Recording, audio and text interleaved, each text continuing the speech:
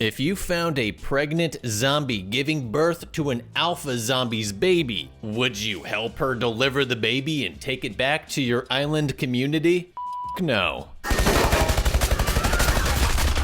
Jamie raised a complete idiot for a 12-year-old son, Spike, who sneaks his cancer-ridden, mentally unstable mom outside the gate and into zombie country to find a family doctor who's been retired for nearly 3 decades and now spends his free time cremating corpses like it's his hobby. Let's just say that they're gonna need all the help that they can get if they want any chance of reaching him alive. In this How to Beat video, I'm gonna break down the mistakes made, what they should have done, and how to beat the alpha zombies in 28 dongs later. 28 years later after the rage virus outbreak, and basically all of Europe is still infected. It's unclear at this point how the Zeds have survived in any real numbers with starvation, exposure, blood loss, and bacterial infection. But holy hell, there is a lot of them scrambling around, and definitely enough for the local pastor to leave the gate unlocked so his self-proclaimed children could carry out judgment upon the innocent children watching Teletubbies. I don't blame him. I'd sick a horde of zombies on my children too if they watched Teletubbies. Teletubbies.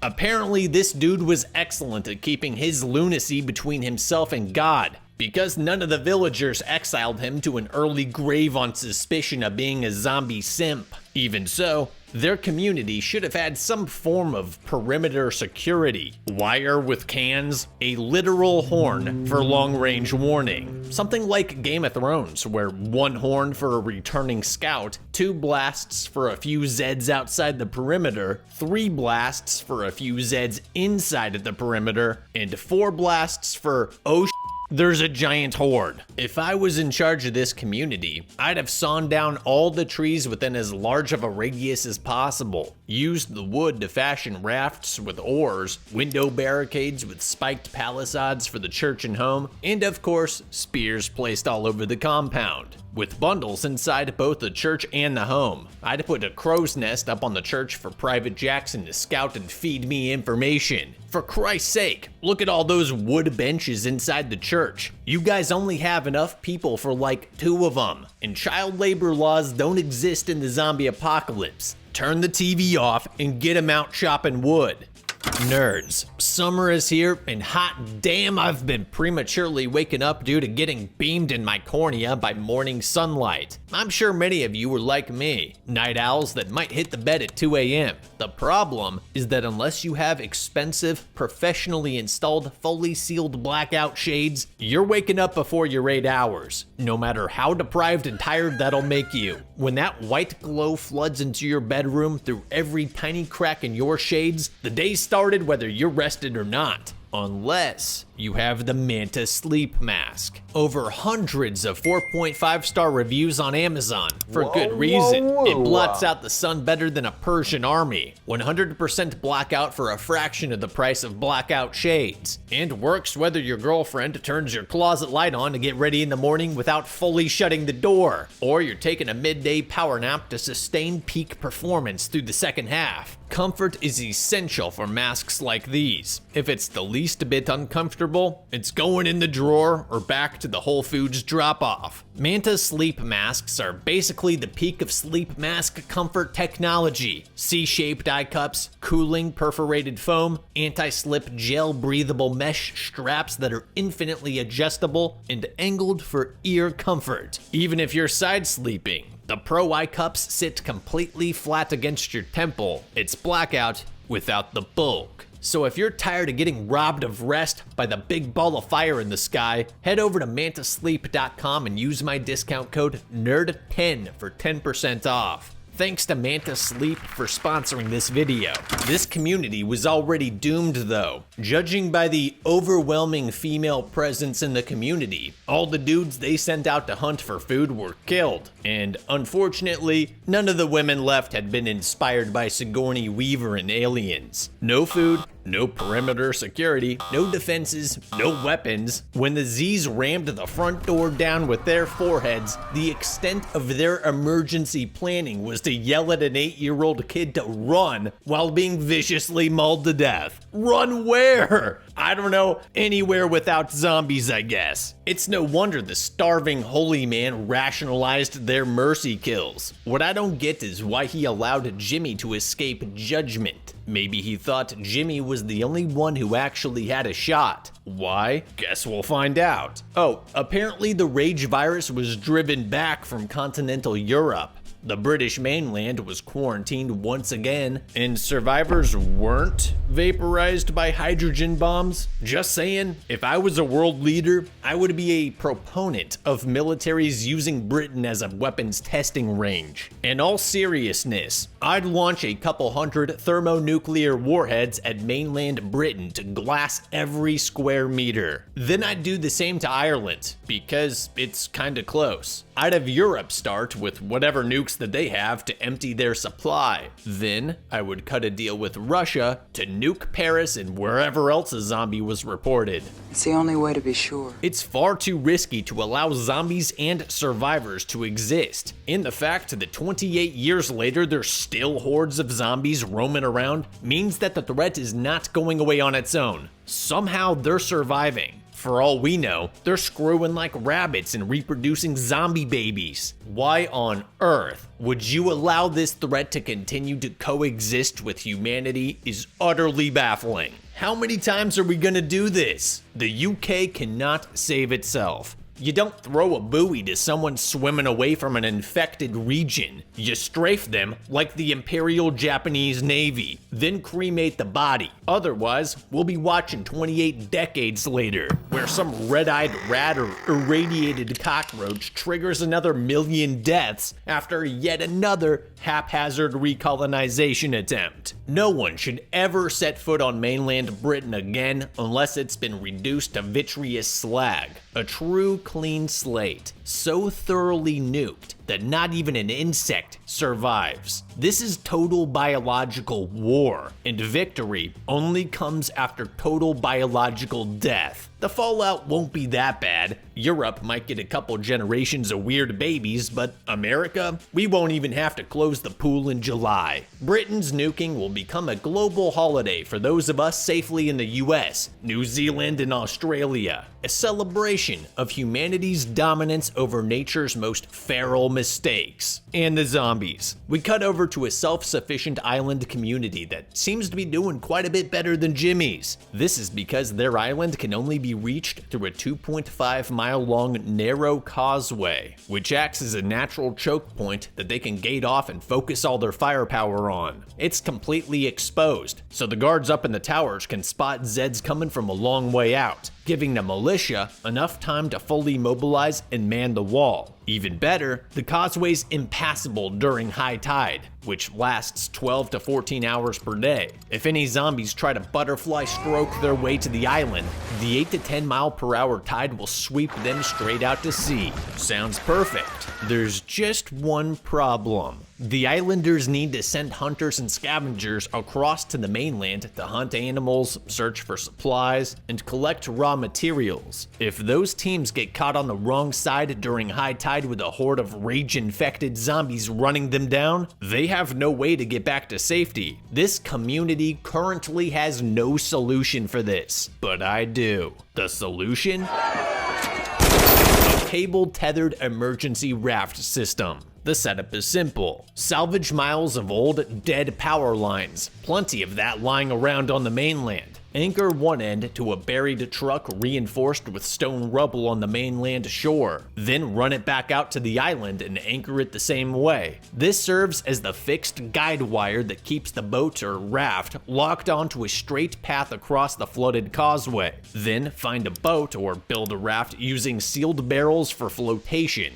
a rigid deck, and some sort of steel frame for structure. mount a large marine-grade pulley to the frame, and run the guide wire through it. That's what keeps it from drifting or getting pulled off course by the current. Then, hook a second power line directly to the boat and run it back to the island too. That'll be the pull wire. The islanders will wrap it around a heavy-duty crank system, preferably bike-powered, operated by a dozen people in shifts for maximum force output. Mount 1 or 2 bikes directly onto the raft as well, geared to a spool so that anyone stuck out there can start pedaling the moment that they jump on. Stage the raft ahead of time on the mainland shoreline so it's always ready for emergency extraction. Spotters on the island should have scopes and a clear line of sight on the tree lines, with signal protocols in place so that they know exactly when to start pulling. With both the raft-mounted pedal system going and a full crank team on the island end, the boat could hit speeds of around 6 to 8 miles per hour, fast enough to cover 50 feet in under 10 seconds. And when it's that far out, the zombies charging into the surf after them won't be able to catch it. You would think solving this problem, ensuring their hunters, scavengers, and foragers actually make it back alive, would be a top priority. But apparently, this community has more pressing concerns. Doesn't it make you proud to be Scottish? It's being Scottish! One of the community's hunter-scavengers, Jamie, is taking his 12-year-old son Spike out across the causeway and into mainland Britain for a coming-of-age hunting ritual. They're all geared up with bows, arrows, small knives, PB&Js, and water bottles. Bit light, honestly. You would want a solid close-range weapon, something like a machete or a spear if things go sideways. Their camouflage is also surprisingly non-existent. I'm always baffled by survivors in zombie apocalypses heading into danger zones dressed like it's laundry day. Stealth is your most powerful weapon out there, and you show up in a red fire brigade coat and bright blue pants? What is this, World War I? Screw that. I'm DIYing a ghillie suit and camo painting our pasty moon white skin. The rage-infected detect targets the same way we do, through sight. Don't make yourself easy to spot. If a horde sees you moving in the distance, it's way easier to break line of sight and drop prone to disappear if you're wearing even a half ghillie suit. I'm not keen on this father and son tradition in the first place though. What's the purpose here? To get a kill? Okay, but as they well know from the rich cemetery residing by the front gate, it's dangerous. There's not just single straggler crawlers too weak to run out there. There's mobs of sprinters which could easily overwhelm a father and son, and they can't afford to be losing strong, healthy young men. I'm sure it's hard to pull volunteers, but it'd be far safer to travel in a larger pack of hunters. Before they cross, one of the guards mentions this is usually done when the boy is 14 or 15. But Jamie insists that Spike is ready, and I agree. Communities that let their kids sit around watching Teletubbies instead of learning to work usually get eaten alive. Physical maturity matters, but so do a tribe's productivity and lethality, and there's no better way to motivate the younglings than by seeing firsthand just how serious the rage virus threat really is, as long as they don't get killed. She also gives them a final warning that they're free to come back, but if they don't, nobody is coming to save them. And with that, they head out. At the end of the strait, Jamie tells Spike that, judging by the sun's position, they have about 4 hours until high tide. The Lindisfarne Causeway is typically passable for 5 to 6 hours each tidal cycle, so they've likely used up an hour or two already. But more likely though, they're right on time. Jamie's just underestimating to build in a buffer. Using the sun to track tides isn't exactly precise, so giving themselves a margin for error is smart. Once they get into the forest, they come upon a bloater sucking up ground worms. Spike hits him in the neck, exactly where his dad told him to.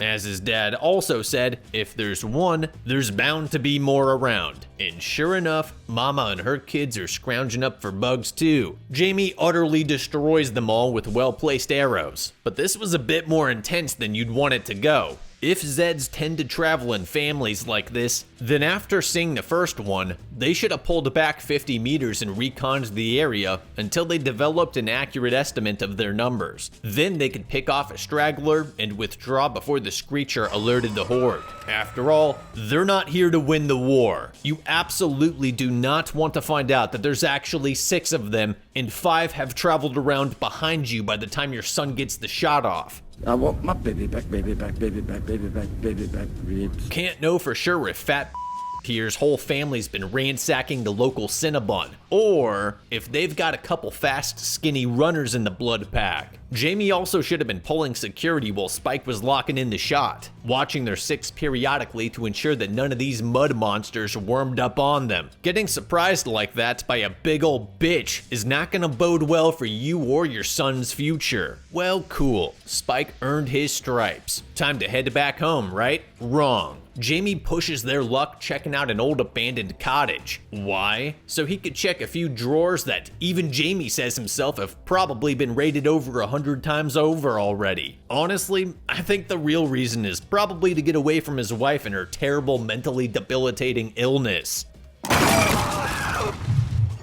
Either way, CQB with the bow is a terrible idea. And no, Spike's little pocket knife is not suitable for combat. You know what else is a terrible idea? Loudly scoffing about a frisbee when you've cleared nothing but the kitchen. Unsurprisingly, something's in there with them, and it heard them.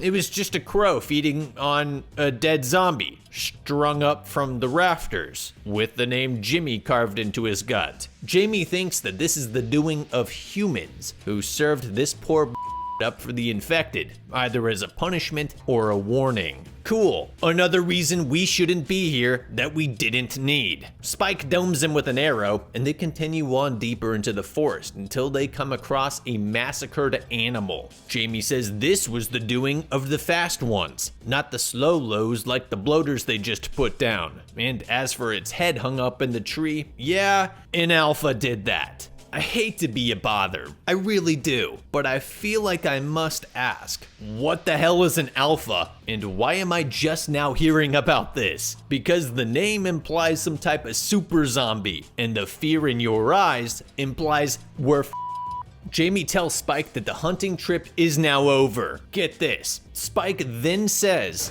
Want it to look like we're left in? Don't talk. I can see the view more. What's he mumbo? Bro, what? You were chicken scared back in the cottage, and now, after your dad tells you an alpha zombie leading a pack of sprinters is in the area, you want to hang out a little longer so the kids don't make fun of you back home? Judging by that cemetery by the gate, I don't think anyone's gonna fault a 12-year-old for coming home a wee bit early given the prairie fire emergency you're gonna have on your hands here in a few minutes. You are way, way, way out of your depth here. Hell, if you want, we can play patty cake just outside the side of the causeway to pad the clock before heading back in. Jesus Christ, kid. On their way back, they get caught out in the open and spotted by a rogue zombie, followed by a pack of more zombies with one big ass dude who I'm gonna guess is the alpha. In Jamie's panic to get home, he made multiple fatal mistakes. That kill was fresh,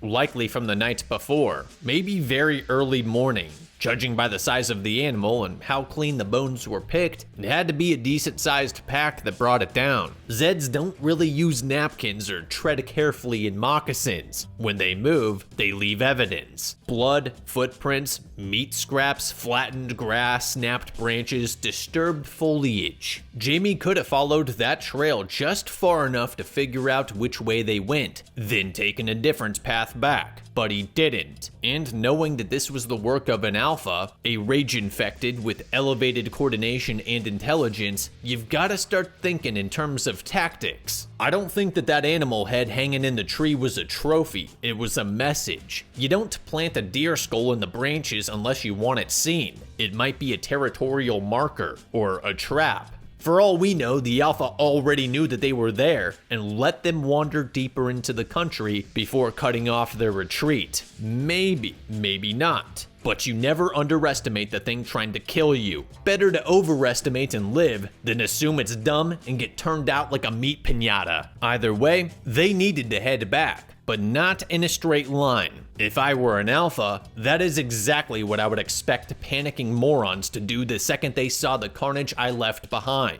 You don't beeline it to safety after you broke and squelch. You take the long way, the weird, winding, unpredictable path. You stay in cover, bounce from tree line to tree line, move in short patrols, and most importantly, you stop to listen, smell, and observe more than you walk. They should have been doing regular listening halts, every 100 meters or so. Stop moving, get low, stay silent, no talking, no shifting gear, just sit and let your ears do the work. In an untouched zone like this, after 28 years without human activity, the forest should be noisy. Birdsong, insects, small animals, rustling underbrush. If it's not, you need to quickly rule yourself out as the cause. Stopping for a few minutes gives the wildlife time to acclimate and start humming again. If it doesn't, something's off. It also gives you a chance to listen for distant rage shrieks or movement that you would otherwise miss. This is the last straw! I am going to kill everybody! Rotting infected also probably stink like high. If the wind's right, you can catch that sharp, sour meat stank from 30 to 50 meters out. And if they have to cross open terrain, you go low, crawl if you have to. Make like a snake and drag your pecker through the dirt. The better move would probably be to wait until nightfall when you can flee more safely under the cover of darkness. Had Jamie and his little squirt made an intelligently routed withdrawal, they wouldn't currently be getting Dawn's 28 weeks later experience.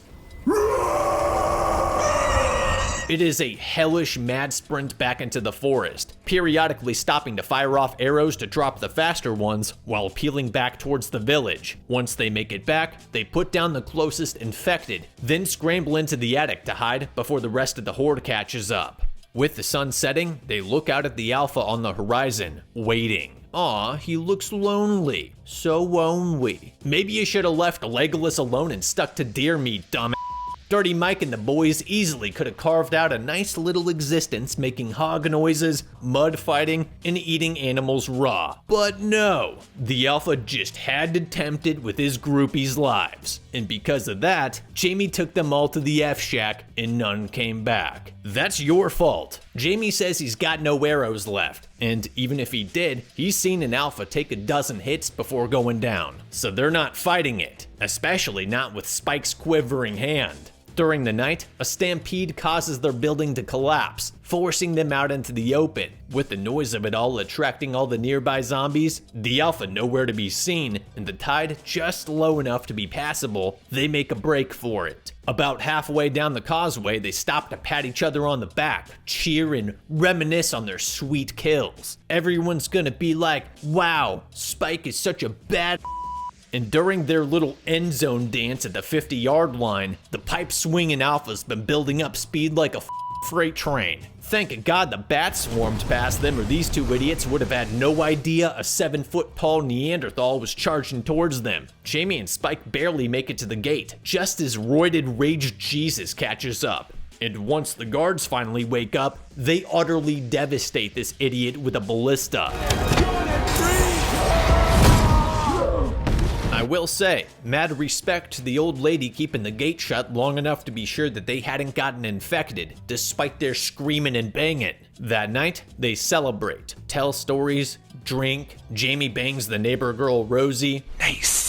Spike throws a fit and kicks his dad out of the house for not loving or caring for his mom and lying about the doctor on the mainland who could heal her. A doctor, as Jamie told him, is 28 years retired from his medical practice to take up the leisurely pastime of burning thousands of bodies. Not just burning bodies. It's the way in which he does that gives the impression he's gone mad. And even if he wasn't, Isla doesn't have the flu or an infection. Whatever she has, it is serious and would need advanced medical equipment and formulas to have a chance at saving. But Spike doesn't care how insane Gramps is, or how unlikely a cure is. If he was a family doctor 30 years ago, then in Spike's mind, he can cure his mom of her mystery plague disease. I have my doubts, especially with the shortage of pills that can actually be prescribed. What's the plan here? Light some incense and rub aloe leaf on her forehead? And that's assuming they even make it alive. She's in a near constant dissociative state. Doesn't know who she is, where she is, when it is. Half the time she's staring blankly into space. The other half she's yelling in incoherent fits of rage and confusion. She's a walking zombie lure that cannot defend herself and has to be herded the entire way. Never mind that Spike would have been dead 20 times over if Jamie hadn't been there. And now he thinks he can make the journey not only without him, but with his sick mom on a leash. I get the desire to save your mom's life, but this plan has a 99.5% chance of ending both of yours. Spike puts on his best red shirt, stages his mom and backpack near the gate, then sets a nearby barn on fire. He somehow convinces the gate guard to go help put it out, and tells him he'll take over watch while they deal with it. Which makes no sense. Someone needs to be up in the lookout tower, and it should be the actual guard whose job that is. Not a 12-year-old kid who's never run the siren and doesn't even know if any scavenging teams are still out past the gate. Sure, it's not the hardest job in the world, but it's one of the most critical. Between Spike and the old man, Spike's probably better off hauling buckets anyways. Just last night, an alpha nearly made it to the gate. The threat is real. Sprinting infected could cross the causeway in 15 minutes. That might sound like plenty of time, but only if they're spotted immediately. Every minute matters when you need to alert the militia, arm up, and get them to the wall. A small isolated barn fire doesn't even come close to that level of priority. I just hope that they didn't store all their bows and arrows in there. Obviously, Spike doesn't stay on watch. As soon as the guard's gone, he sneaks out across the causeway with his sick, deranged mom in tow. Can't wait to see how this brilliant plan works out. And we have to go back now, back home. We have to run. This poor lady, losing her mind from sickness, and her son drags her out into open zombie country. You can literally hear zombies shrieking in the distance. I'm sure glad he's learned his lesson about not walking out in the open. This kid is a complete and utter moron. Here I thought the coming of age ritual was supposed to teach them the dangers of the infected and how to survive in this new world. Nope, the kid learned absolutely nothing. The opposite, actually. He walked away with confidence where he had no competency. Come nightfall, they head inside a nearby structure, roll out their blankets on the floor, start a bonfire, and stare up at the sky making funny faces at each other, like it's a camping trip.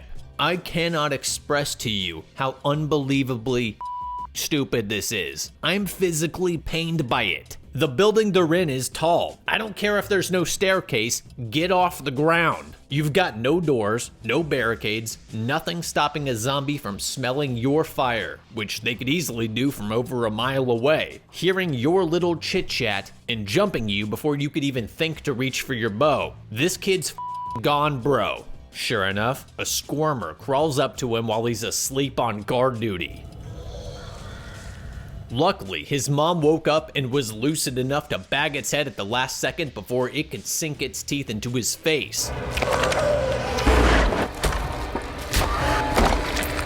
I have a few questions though. Why didn't his mom warn him if she was lucid enough to do that? Why didn't she wake him up right after so they could move somewhere safer? And how and why did she just fall back asleep right next to the zombie she supposedly killed? Don't know. She's sick, okay? Sick people do weird things. They continue their journey through the open daisy fields, where yet again, they're spotted by a zombie horde that chases them into a nearby gas station that is ironically filled with gas. It's looking pretty hopeless, as dozens of zombies flood inside after them. 12-year-old Spike with his spindly little muscles beating down adult, raged-out zombies. It's only a matter of time. Thank God. But oh no, a random man with a machine gun pops the sunroof and opens up on the Zeds. This causes the gas to ignite, creating a massive explosion that napalms the Zeds and conveniently leaves both Spike and his mom completely unscathed. Their savior introduces himself as Swedish Navy seaman Erik Sundqvist, the sole survivor from a stranded NATO quarantine patrol boat. Even though he knows about the island and could head there himself, he instead decides to join Spike's little mission. Hey, what the f happens now? You can help me? Why the f that help you, huh? What a good guy. Carrying Isla's tiring work, so they stop to have a picnic in the middle of an open field. It's not particularly critical to the plot, but I figure it's worth tallying up how many times they've decided to hang out in open fields. What's next for Dumb and Dumber? Isla hears a shrieking zombie and, instead of staying hidden like a sane person, she runs straight towards it, where she finds a pregnant zombie mid-labor. Clasps hands with it like they're long-lost sisters, and out pops a seemingly uninfected baby, which simply cannot be possible. There is no way that this thing doesn't have the rage virus. Maybe the placenta magically filtered it all out, as they suggest. Highly unlikely, considering blood-borne viruses can and absolutely do cross the placental barrier. More likely, it's asymptomatic. Doesn't matter. If we don't know for sure, it's too dangerous to keep around. I get that these people are morons, but even for them, this is insane. Personally, if I was Spike, I'd be thinking this was an alpha's baby, and he's gonna come looking for his undead girlfriend and their shrieking spawn, and I want no part of that reunion. Eric should have shot all three of them on the spot and headed for the island. At the very least, shoot the zombie. Oh, good.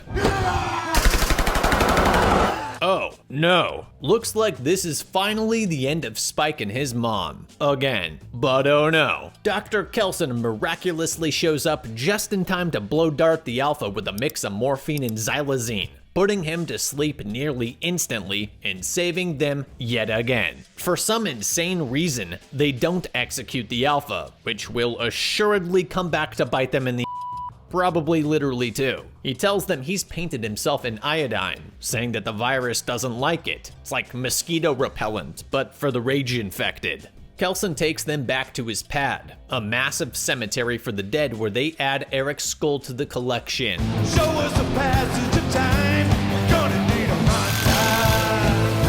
Girl, I want a montage. Love what you done with the place, but about that medicine. Well, Kelson diagnoses Isla with fully metastasized cancer. Terminal, no treatment, no cure. At her request, he sedates the increasingly agitated Spike, euthanizes Isla, and cleans and prepares her skull, then sets before Spike to place on the Memento Mori monument. The next morning, their little heartfelt ceremony turns into sheer panic as the Alpha Kool-Aids through the cemetery looking for him, and boy is he pissed. They quickly hide in a hole protected by a dead-bolted sewer grate. It doesn't work. Spike quickly grabs a tranq dart from Kelson's satchel and puts it back to sleep. Cool, but can you please kill it this time? Kelson tells him he should probably head back home now and sends him off with the baby. Like the town's actually gonna take in some random newborn or the barn burning that found it after coming back from an unsanctioned self-delete mission. 28 days later. Well, the town did. Brought it right into the kitchen, even knowing full well it came from an infected pregnant zombie, according to Spike's letter. I get it, it's hard to kill a baby, but you don't have to throw it into the fire or stake it through the heart. Just put it on a little baby-sized raft and float it out into the tide. Problem solved. Bare minimum, this thing should be in a strict walled quarantine. One caretaker in full gear, in and out under heavy guard. But no, they just let it in like it's some lost puppy. One more thing on the letter that Spike left. He mentioned nothing of the iodine paint that Kelson covered himself in, which seemed to massively help ward off attacks. Looks like Jamie's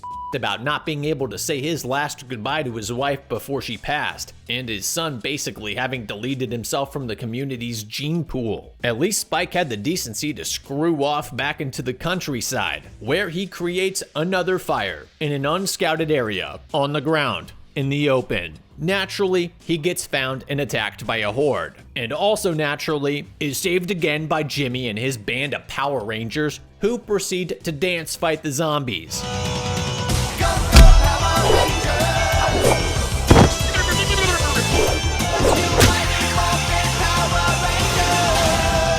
Well, these people aren't weird, and Spike definitely won't be holding Jimmy's pocket. Spike literally got surprised by an entire horde and a group of Sour Patch wildlings wearing bright colored tracksuits. This kid has zero survival skills whatsoever. Oh, and a zombie stole his fish. Here I'm thinking, you would want to be up high, leave your fish to cook, and monitor it from far enough away that anyone drawn to the smell and fire wouldn't immediately also find you. Whatever. Ultimately, the protagonists wouldn't have needed elven-level bow and arrow skills or absurd levels of luck if they were even a little bit tactically minded and didn't yap their mouths so loudly when in zombie country. For that reason, I think the zombies in 28 years later were beaten. Moral of the story, use your brain more than your bow.